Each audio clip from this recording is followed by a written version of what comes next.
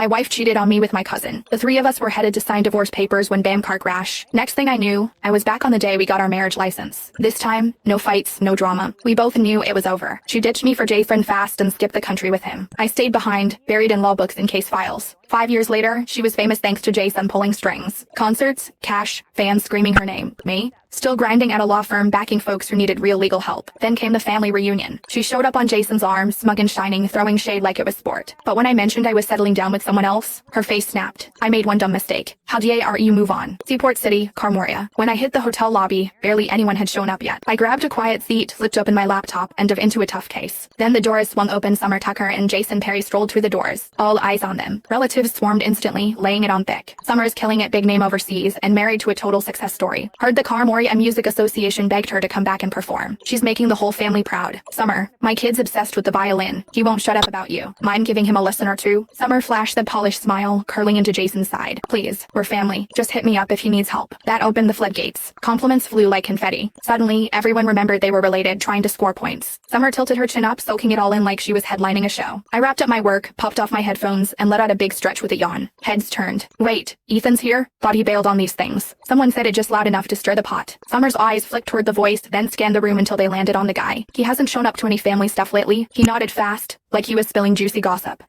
Smug little smirk flit across her face. 5 years ago, the day we woke up back in time, Summer and I had just gotten our marriage license. We were on our way to see our parents. Out of nowhere, she ditched me in front of everyone, ran straight into Jason's arms, and told him she loved him. Then she looked me dead in the eye and asked for a divorce. Said Jason was the one she really wanted. The whole family saw it go down. Most of them were here again today. Ethan's at Borvia Law, right? Dude's always buried in work. Never shows up to these things. Bet he's here for Summer. Maybe he still wants her back. That mess back then? Total humiliation. Summer's a star now, and Jason's her agent? Total power couple. Ethan trying to crawl back. Pathetic. The whispers kept going. Summer leaned into Jason, all smug. That's ancient history, she said, voice sweet. Jason's the one I really love. Silence. They look so picture minus perfect, no one wanted to dig up the past. I barely glanced their way before flagging down a waiter. One coffee. No drama. I just wanted my parents to show up, say whatever they had to, and let me bounce. Jason didn't love that I was chilling. He strolled over, fake grin locked in place, voice dripping with sarcasm. Ethan? Wow, didn't recognize you. You look beat. That job of yours eating you alive? Heads turned. Cue the peanut gallery. They jumped in like I was still 12. Ethan, you really should have picked a better job. Lawyers work nonstop and don't even make that much. Pushing 30 and still single? Embarrassing. No wonder you skip these get-minus-togethers. Total disappointment. I locked eyes with Jason, then finally took a real look at him in Summer. Her hair was styled to perfection, wrapped in a plush cashmere coat, decked out in designer everything. She was practically sparkling with money. Jason had on a tailored suit, wedding ring shining. The way he carried himself, he looked like he stepped off the cover of a billionaire romance. No surprise people thought they were perfect.